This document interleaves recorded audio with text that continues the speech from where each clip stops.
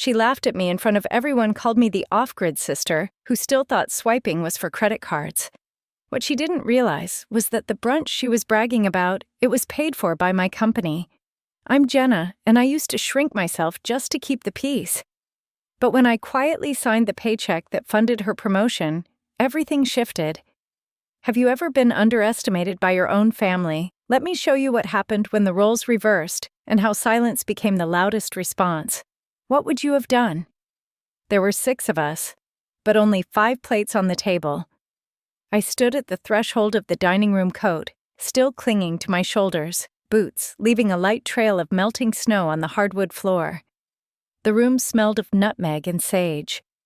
The fire crackled in the corner, and the table, our family's old oak table, was dressed in burnt orange linens, gold-trimmed napkins, and porcelain plates that only came out once a year.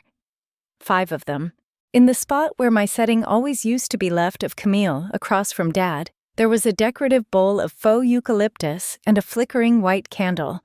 A place for ambiance, not a person. Mom bustled past me holding a dish of sweet potatoes. "Jenna, can you hang your coat?" she said without looking. Not rude, not exactly, just practiced indifference. I nodded and slipped off the coat myself. It didn't feel cold anymore. Just quiet. Camille arrived 20 minutes late, sweeping in with perfect waves and a camel wool coat slung effortlessly over one shoulder. She kissed Mom on the cheek, called Dad handsome as ever, and held out a bottle of wine with a flourish. "Limited release. Napa. My boss gave it to me, said I earned it." Mom beamed. "Of course you did." Dad chuckled and stood to open the bottle, already turning the corkscrew before Camille even sat down. No one asked me how the drive was, and I had failed in their eyes the minute I stopped chasing what they could understand. I looked down at the white candle flickering in the center of the table. It was fragrant vanilla bean or something artificial. Its presence didn't offend me. It was just a symbol, a substitute for someone they no longer thought needed a seat. Camille kept talking. At some point, she passed me the rolls without looking. I took one, tore it gently, and set the other half back on the tray. I could have spoken. I could have asked about her new team or the restructuring at her firm I already knew about because I was the one reviewing it. But that wasn't the time. Let them talk. Let them believe the version of me that made them comfortable. Because one day, the silence would speak louder. Later, after dessert, Camille raised her glass again. "To success," she said. "To taking up space." They laughed and toasted and glowed in the warmth of their own brilliance. I sipped my wine. My glass trembled just slightly in the firelight. Let them laugh. Let them write their version. I already signed mine. Camille didn't ask. She instructed.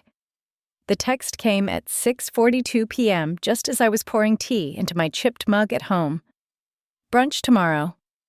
11. Hazel and Pine. Wear something cute. No hi, no how are you, just curated confidence typed out in glittering silence. The kind that assumed compliance. I stared at the screen a moment longer than I should have before typing back. Sure, one word. Even that felt like surrender. Hazel and Pine was a brunch spot in Manhattan that doubled as a lifestyle statement. Wide windows framed sunlit corners. Every table had a small ceramic pot of lavender. Waiters wore aprons with ironed creases. The walls were soft cream, the floors pale tile, and everything. Everything was filtered through the lens of being seen. I arrived on time. Not early, not late. The hostess looked me up and down, lingering on my plain boots, then smiled with polite dismissal. "Reservation for—" Before I could answer, Camille's voice floated from the back. "She's with us." She didn't stand, didn't wave, just spoke over a tall glass of something citrusy, already halfway done. I followed the sound to a table of 4. 3 women in matching neutrals laughing lightly, phones face down but still within reach. Camille barely looked up. "Hey," she said, drawing the word out like a ribbon. "We were just talking about dating apps. Jenna probably still thinks swiping's for credit cards." More laughter. Not cruel, but smooth practiced. I smiled softly and slid into the seat across from her, folding my napkin into my lap. Chloe, blonde hair in a slick bun, gave me a quick once-over. So, what do you do? Before I could answer, Camille leaned in. She's exploring. She offered voice sweet with condescension. You know, soul first, spreadsheet later. That kind of freedom is rare. I stirred my latte, slowly watching the foam settle like silence. I said nothing. The waiter arrived with menus, but Camille waved him off. We'll do the prefix, she said. She's with us. That phrase again. Not invitation possession. As the first course arrived, grapefruit segments with chili sugar and mint, Camille held court. She spoke of deliverables, growth metrics, quarterly pivots. She described late nights at the office like badges of honor framed in gold. Her friends nodded, asked sharp questions, dropped names like breadcrumbs, venture partners, gallery launches, equity rounds. Camille was their center of gravity. And I was the observational silence orbiting the table. She's been so off the grid, Camille said at one point, dabbing her lips. No socials, no blog, it's like a conscious disappearance. She's an analyst, I said quietly. They paused. Camille blinked, tilted her head. Of course, she laughed. Soul first analysis. The second course came truffle egg toast with microgreens and a drizzle of something unpronounceable. The conversation turned to self-worth salaries, sliding glass ceilings. Camille shared a story about how she single-handedly saved a campaign from collapsing. Leadership, she said, lifting her glass is just clarity at the right moment. When the plates were cleared and laughter reached its peak, the check arrived. But instead of sliding it discreetly to Camille, the waiter placed it in front of me. I looked up. He smiled.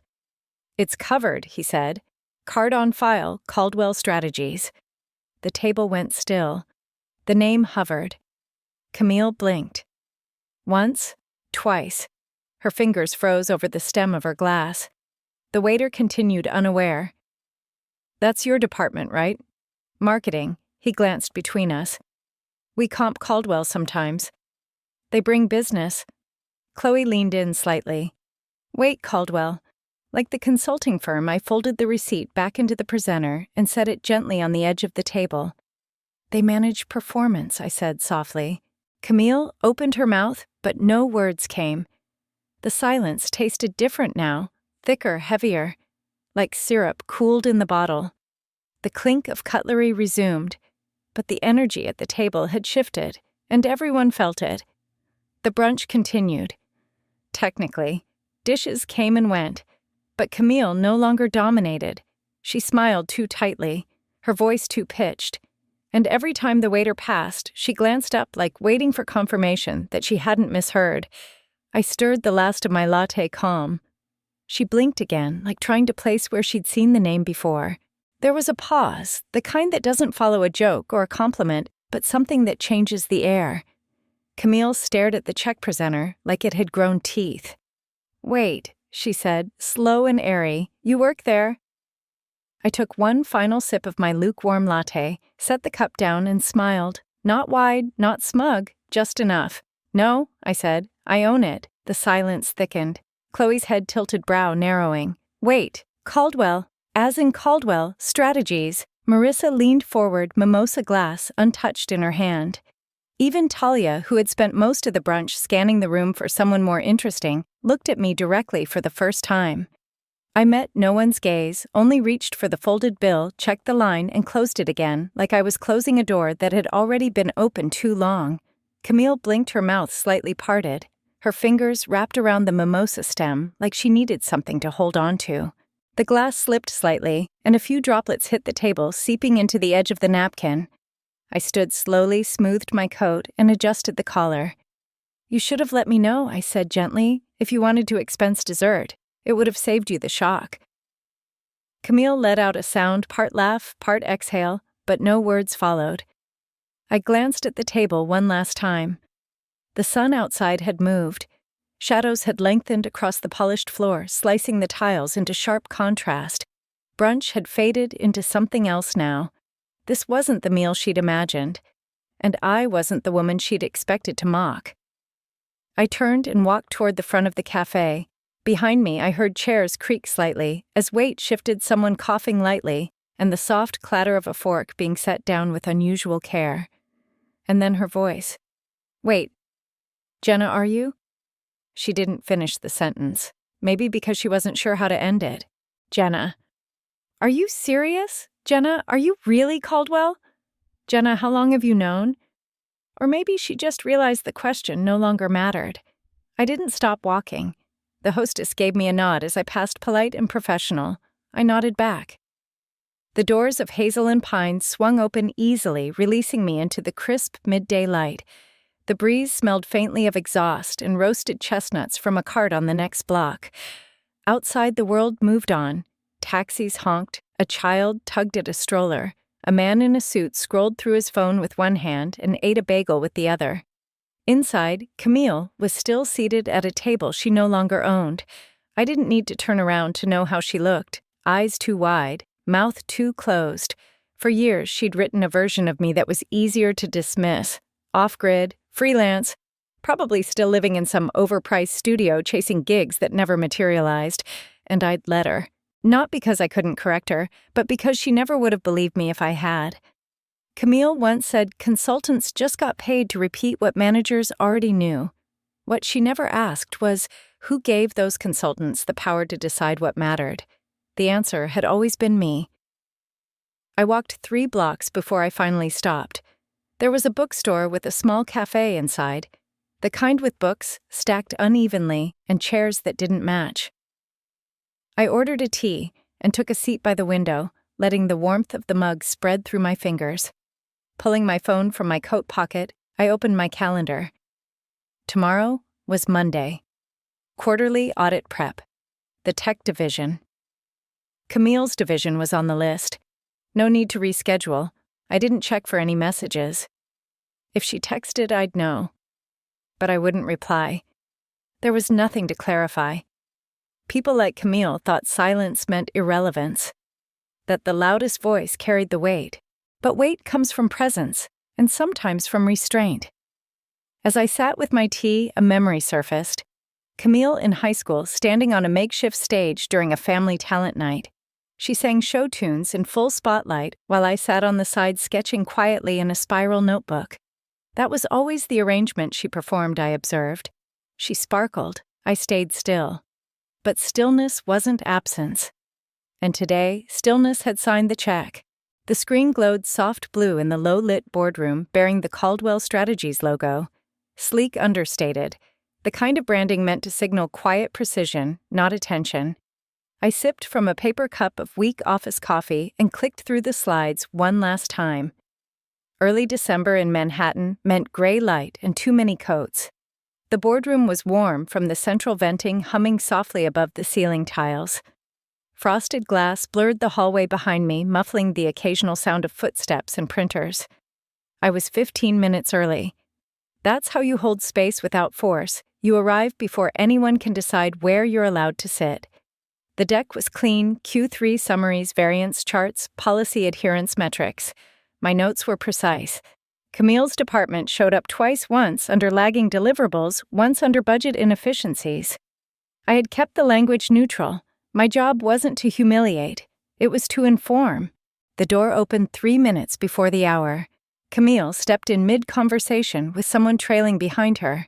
She laughed a little too loud for a room not yet full and stopped short when she saw me already seated at the head. I didn't flinch, didn't smile. "Good morning," I said evenly. She hesitated just a beat, then moved to the far side of the table, taking the second seat in as if choosing proximity might restore some control. Director Jacob Fields entered next, nodding to me as he unpacked a tablet. 2 managers followed Cal and Rena from finance and ops. Finally, a young HR rep slipped in notebook in hand, her blazer still bearing faint subway lint. "Let's begin," I said. Slide 1 agenda. Slide 2. Overview of firm performance benchmarks. Slide 3 Q3 department breakdowns. Slide 4 marketing division performance. I didn't name her. I didn't need to. The numbers did it for me. Project backlog deviation from timelines, decline in campaign conversion rates. I walked through the charts like I would with any client, steady, measured, unbothered. Camille's eyes didn't leave the screen. She kept one hand on her stylus, but she never made a mark. Slide 5, I said, clicking forward. Employee retention departmental spend. Camille's initials appeared on 2 expense lines in the lower right corner. I didn't pause, didn't glance up, just read the bullets aloud and moved on. The air in the room shifted, not tense but still. Focused. Slide 6, I said. Recommendations. A table appeared 3 rows, 3 columns. First item, realign leadership duties within underperforming segments. Second, institute mid-quarter progress audits to recenter KPIs. Third, initiate performance review for division heads falling below benchmark. I didn't use her name. I didn't need to. The director tapped his tablet. We'll want that review started before the holiday break, he said. Camille didn't respond. I looked at him, nodded. Timeline noted. No one asked for further explanation. No one defended her. Because this wasn't about blame. It was about alignment. We reached the final slide, a calm blue background with the Caldwell logo in the corner. I paused just long enough to let the room settle, then closed the presentation. That concludes the audit summary for Q3, I said. We'll follow up with documentation and next steps.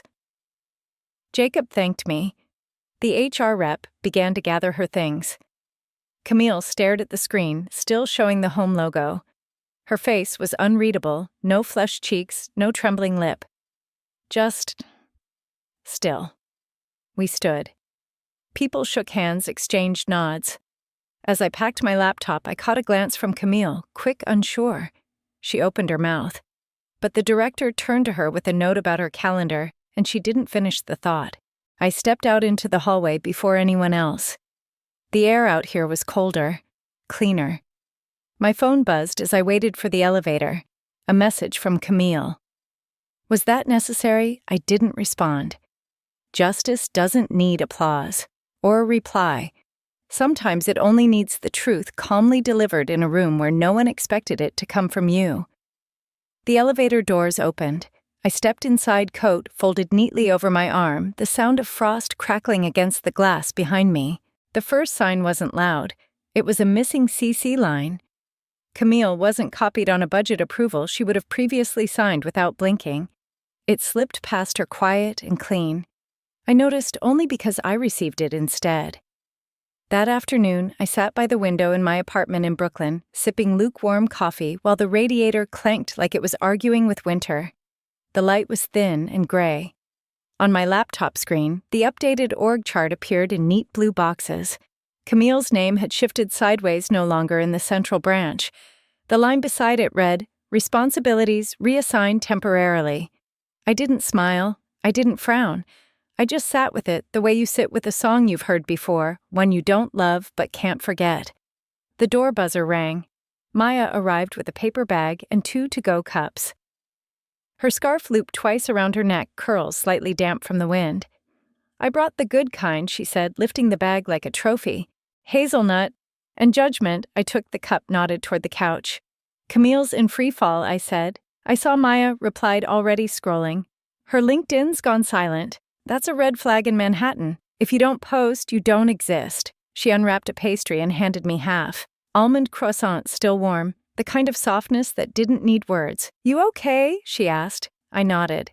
"I didn't ask for any of this." "No," Maya said. "You didn't, but the system noticed." Eventually, on my screen, more memos trickled in.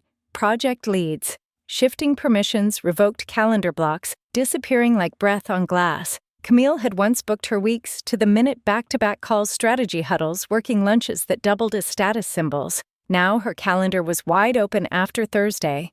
A manager on our Slack channel had added a reaction gif, a shrug. I didn't engage.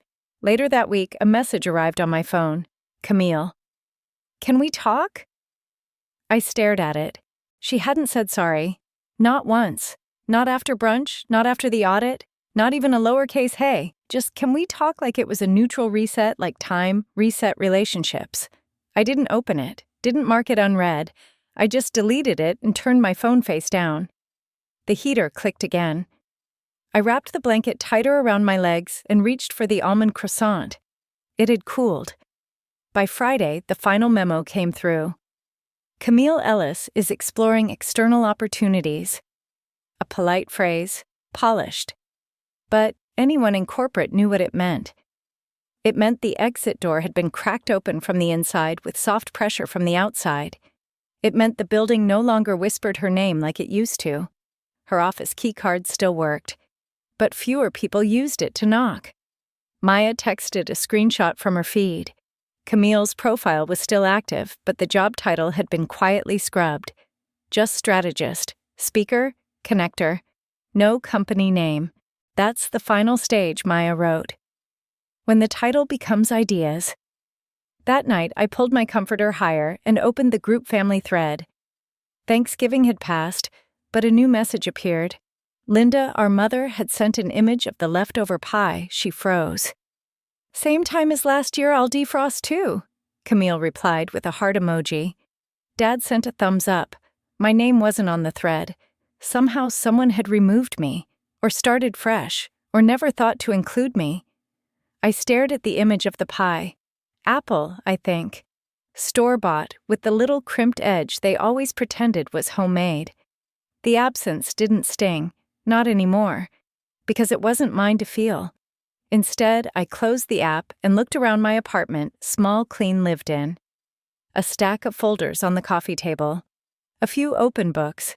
A lavender plant surviving the winter better than expected. I thought of Camille's calendar, her inbox, her meetings that now started late or never happened.